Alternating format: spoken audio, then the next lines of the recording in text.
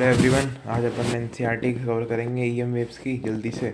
Important point मैंने पहले से हाईलाइट करके रख लिए हैं, सिर्फ उनको पढ़ने की ज़रूरत है मेनली। मतलब पढ़ते एक बार रीडिंग मार लेना पूरे चैप्टर की आराम से, है ना। उसके बाद फिर जो जो पॉइंट मैंने लिख हाईलाइट कर दिए हैं उसको पढ़ लेना। जैसे एक पॉइंट तो ये देख लेना यार, the most important prediction of emerge from the Maxwell equation in the existence of electromagnetic wave which time varying electric and magnetic field that propagate in space. The speed of waves according to these equations turned out to be very close to the speed of light. और speed of light तो अपन को जो सी नहीं लिखते हैं अपन 3 × 10⁸ metre पर second, ये वही है। ठीक है, अब उसके बाद चलो और देखते हैं। Obtain from the optical instrument that led to the remarkable conclusion. हाँ, तो ये तो पढ़ने की जरूरत नहीं है। फिर ये देख लो सीधे, we have seen in chapter 4 that the electric current produced a magnetic field around it. Maxwell किसने शो किया था? Maxwell show that the logical consistency a changing electric field must also produce a magnetic field. ठीक है ना, ये वाला point एक बार थोड़ा देख सकते हो। Maxwell showed that the logical consistency a changing electric can must also produce magnetic field. चलो आगे देखते हैं। This effect grace importance from because it explains the existence of radio waves, gamma rays and visible raise. चलो इसके वजह से अपन को ये पता चल गया ये सब एग्जिस्ट करता है। ठीक है, अब देखो B dot D L is equal to mu not I.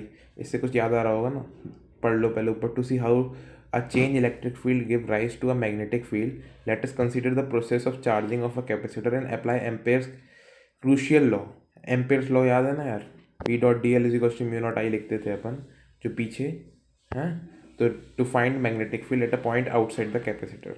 ठीक है, अब उसके बाद अपन सीधे आते हैं किधर, नीचे। ये डायग्राम एक बार नज़र मार लो यार, क्या लिखा हुआ है 8.1 में। देखो ये अपना ये है, ये पढ़ लो एक बार। We can actually guess missing term by looking careful at figure 8.1।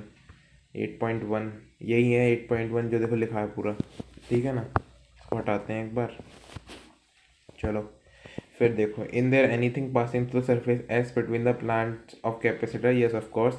Electric field, the plate of the capacitor have an area A and total charge q. Magnitude of the electric field E between the plate is q by a epsilon naught by epsilon naught. The field is perpendicular to the surface S. It has the same magnitude over the area A and the capacitor plates and vanishes outside it. So what is the electric flux phi E through the surface S? Using Gauss law, Gauss law की वजह से हमने क्या बताया भाई, देख अपना जब होता था क्या होता था, जो फ्लक्स होता था वो अपना ई डॉट डी ए होता था। याद है ना, जब अपन इलेक्ट्रिक फील्ड निकालते थे और मैग्नेटिक फील्ड में अपना ही चेंज होता था, ई डॉट डी ए लगा बी डॉट डी हो जाता था इंटीग्रल में, समझ रहे हो ना। तो उसके बाद देखो क्या हुआ, but that implies that the consistency E dot D phi by D T. D phi by D T क्या, चेंज इन फ्लक्स वाला per unit time displacement current है। और ये आई क्या होता है अपना, डिस्प्लेसमेंट करंट। डिस्प्लेसमेंट करंट अपना किसके इक्वल हो गया, इसका मतलब E not D phi by D T. ठीक है ना, मतलब क्या हुआ, डिस्प्लेसमेंट करंट अपना E not D phi by D T के इक्वल, और E not D phi by D T याद रखना है इसे। चलो और देखते हैं। The current given equation 8.4 is now termed is due to change in electric field और electric displacement, and old term still use some time. It is therefore called displacement current, Maxwell displacement current. एक और पढ़ लो इसे। The current given in equation 8.4 equation में ये जो दिया हुआ है is at new term and is due to changing electric field or electric displacement. In old terms still used sometimes. It is therefore called displacement current or Maxwell's displacement current. इसको अपन displacement current भी बोलते हैं और Maxwell's displacement current बोलते हैं। फिर इसको भी skip मारते हैं। अब देखो एम्पेयर लूप वाला कॉन्सेप्ट याद है ना यार, सबसे पहले ये पढ़ लो। चलो, displacement current denoted by I D. Displacement current जो अपन डिनोट करते हैं वो किससे करते हैं, आई डी से करेंगे। ठीक है, ऐसे मान लो, राइटिंग छोड़ देना यार, कोई बात नहीं, अच्छा लग रही है। फिर उसके बाद चलो आई डी से कर लेंगे अपन डिनोट। अब देखो ये क्या बना है अपना, कैपेसिटर बना है, दिख रहा है ना, पॉजिटिव प्लेट है नेगेटिव प्लेट है साइड साइड में, है ना। अब चलो फिर चार्जेस, फिर जो अपना करंट होगा, टोटल करंट जैसे अपन जो मेजर करते हैं, तो वो क्या होगा, I E plus I D displacement current और फिर is equals to conduction current plus, अभी आई डिस्प्लेसमेंट अपन ने ऊपर देखा था ना, डिस्प्लेसमेंट करंट किसके ऊपर होता है, E not D phi D T में, अभी ऊपर पढ़े थे ना अपन। दिखाऊं, ये देखो क्या बताया था मैंने यहाँ पे, ये है displacement current. Displacement current plus conduction current, ये अपना टोटल करंट हो जाएगा, ठीक है ना। देखो रुको एक मिनट, चलो in explicit terms the mean of the outside capacitor place we have only conduction current I C is equal to I and no displacement current, तो I D is equal to zero. On other hand inside the capacitor there is no conduction current and I C is equal to zero. देखो इसका मतलब क्या हुआ, ये चीज़ ध्यान रखनी पड़ेगी अपन को। जो कैपेसिटर होता है इसके अंदर जो है, जो आई सी होगा, क्या कंडक्शन करंट जो होगा वो ज़ीरो होगा, ठीक है ना, ये याद रखना है। और जो आई डी होगा वो अभी आगे पता चल जाएगा अपन को, ठीक है ना। इसका मतलब conduction current inside the capacitor is zero, ठीक है, ये याद रखना। चलो आगे देखते हैं। अब देखो I C is equal to zero, देखो ये दिया हुआ है ना इधर, फिर and there is only displacement current, so I D is equal to I. अब देखो integral of B dot D L is equal to mu not I C plus mu not E dot D phi by D T. अब क्या होगा देखो, ये B dot D L is equal to, ये अपन ने वही लगा लिया ना एम्पेयर मैक्स, इसको अपन क्या बोलते हैं, एम्पेयर मैक्सवेल लॉ बोलते हैं।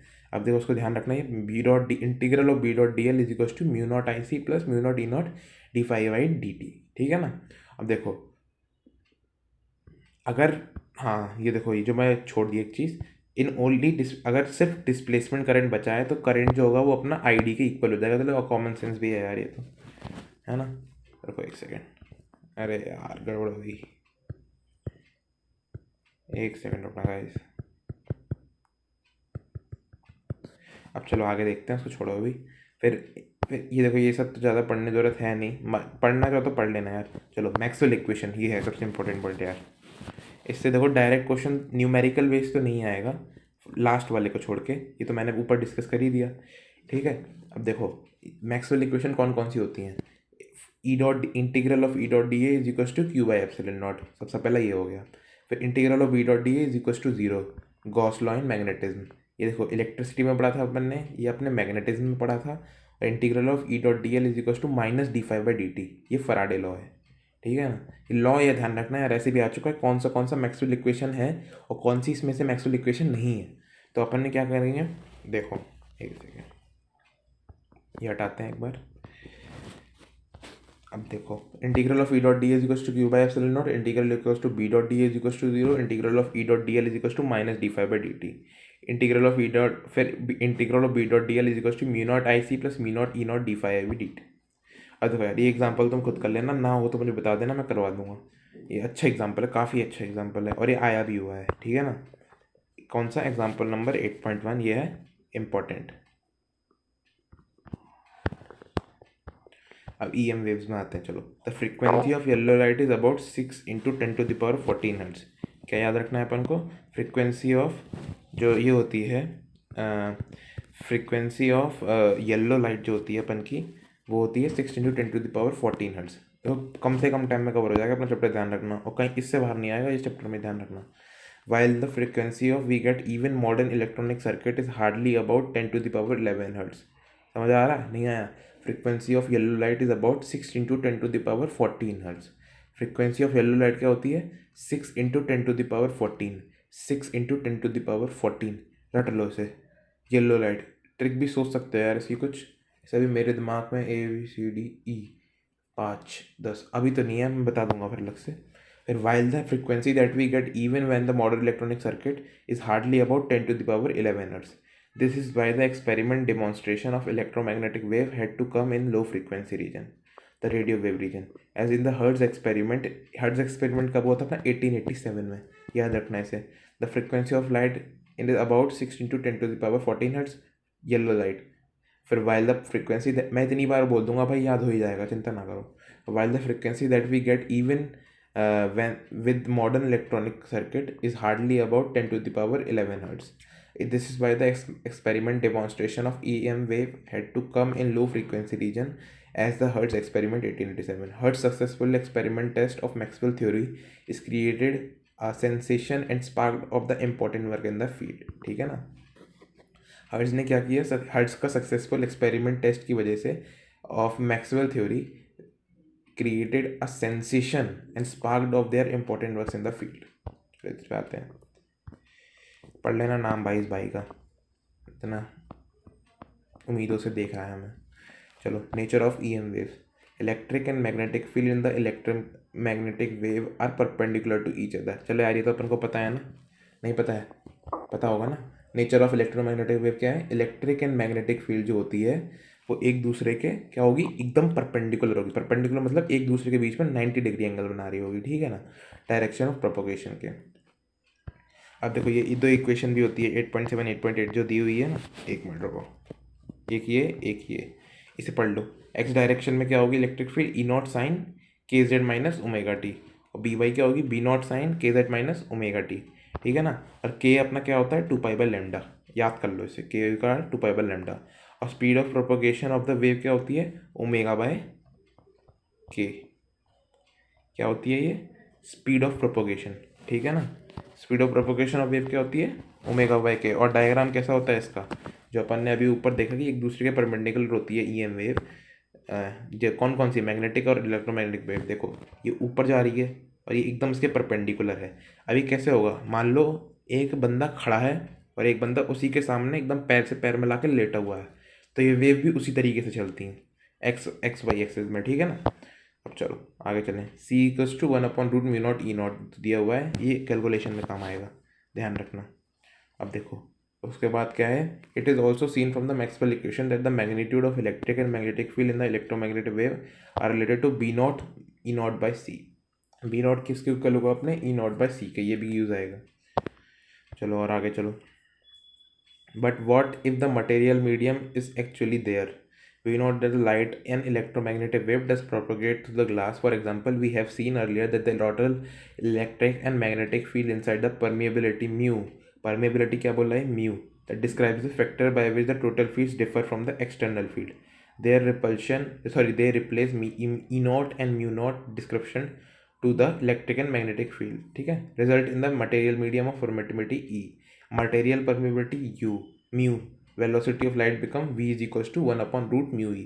वेलोसिटी ऑफ लाइट की हो जाती है अपनी 1/√μe, ठीक है ना। और म्यू क्या होता है? Mu R into mu not. E क्या होगा? E R into E nought. This is velocity of light depends upon the electric and magnetic property.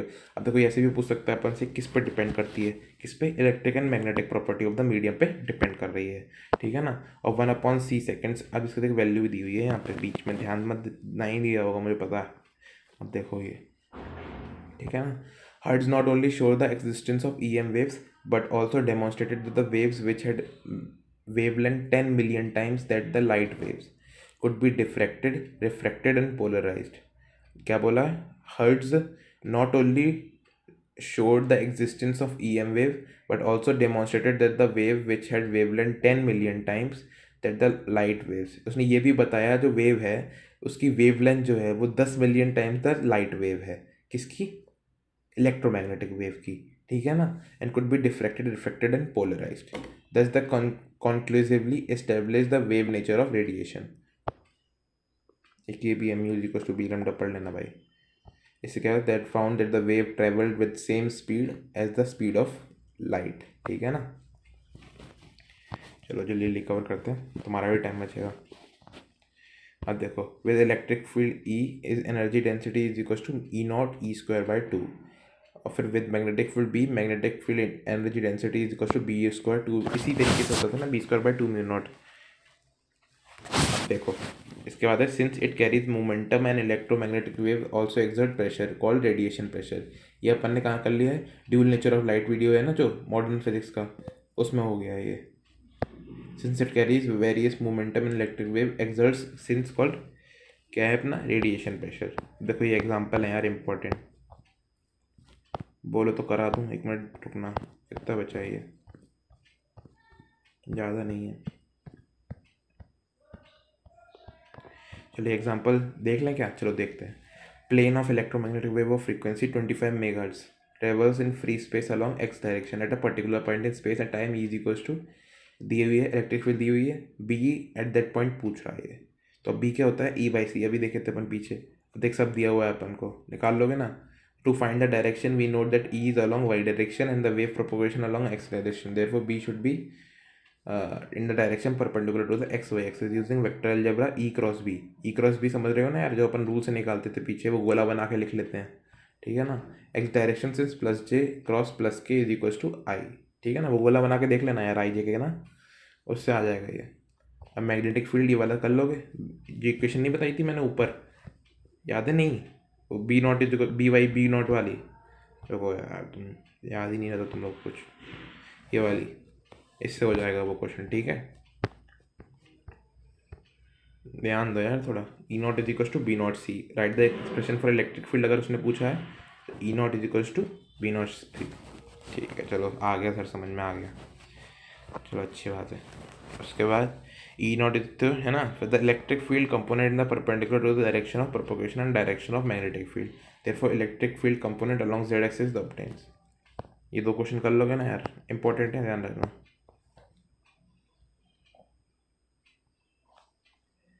चलो इलेक्ट्रोमैग्नेटिक स्पेक्ट्रम पे आते हैं। ये देखो यार पूरा ज़रूरी है, याद कर लेना। Gamma X U V, infrared, microwave, short radio wave, television, FM radio, AM radio, long radio wave. अब इसको अपन को कैसे याद करना पड़ेगा? विजिबल रेज जो हैं अपनी 400 नैनोमीटर से 700 नैनोमीटर में है visible, violet, blue, green, yellow, orange, red. ठीक है चलो इसको ध्यान रखना यार, पता है मुश्किल है लेकिन इस पर क्वेश्चन आया है एक बार कि कहाँ से फॉर्म होती है, कैसे बनती है, ठीक है? Radio wave, cellular phones use radio waves, चलो बहुत अच्छी बात बता दी आपने। फिर microwaves, suitable for radar system used in aircraft navigation, microwave. फिर microwave ovens are an interesting domestic application of this waves. Microwave ovens आया, देखो नाम से पता चल रहा है अपन को। रेडियो वेव क्या बोला आपने? सेलुलर फोन और रेडियो वेव। ठीक है चलो यार बहुत अच्छी बात बताई आपने। Frequency of rotation of water molecule is about 300 crore hertz, which is 3 gigahertz. If water receive microwave of the frequency, its molecule absorb the radiation which is equivalent to heating up water. Infrared waves क्या होती है? Infrared waves are sometimes referred as the heat waves. चलो sir ठीक है। उसके बाद अपन ने देखा electronic device, for example semiconductor, light emitting diodes also emit infrared, are widely used in remote switches of household electronic systems such as TV sets, video recorder and hi-fi system. क्या बोला इसने? Electronic device जैसे semiconductor, light होती हैं, emitting diodes होते हैं, also emit infrared और widely used in remote switches. जो वो इंफ्रारेड करते हैं वो वाइडली यूज होता है। विजिबल रेज में क्या है? It is the most familiar form of electromagnetic wave. It is the part of spectrum that is detected by human I and runs about 4 into 10 to the power 14 hertz and about 7 into 10 to the power 14 hertz, और wavelength range is about 700 to 400 nanometre. Visible wavelength range सबकी याद रखते हैं ना यार, जो wavelength range दी हुई है ना अपन को, यार अभी लिखा नहीं जा रहा, सही है ना? वेवलेंथ रेंज याद रखनी है, याद रखना है इसको। चलो ultraviolet rays, exposure to UV radiation induces the production of more, ये क्या करता है? Melanin, causing tanning of skin. Tanning of skin क्या है, किससे कॉज होती है? मेलानिन की वजह से। किससे होती है? Melanin. UV radiation can be focused into very narrow beams for high precision application such as LASIK, laser assisted in situ, keratomileusis. भाई मुझसे भी नहीं बोला जा रहा, तुमसे भी नहीं बोला जा रहा, एक ही बात है, ठीक है ना? UV radiation can be focused into very narrow beams for high precision application such as LASIK. अब फुल फॉर्म पढ़ लेना यार, देखो ये लिखा है UV lamps are use to kill germs in water purifiers. चलो अपन को ये भी पता है। फिर एक्सरेज आ गई। एक्सरेज में x rays are use in diagnostics tool in medicine and it is treated for certain form of cancer.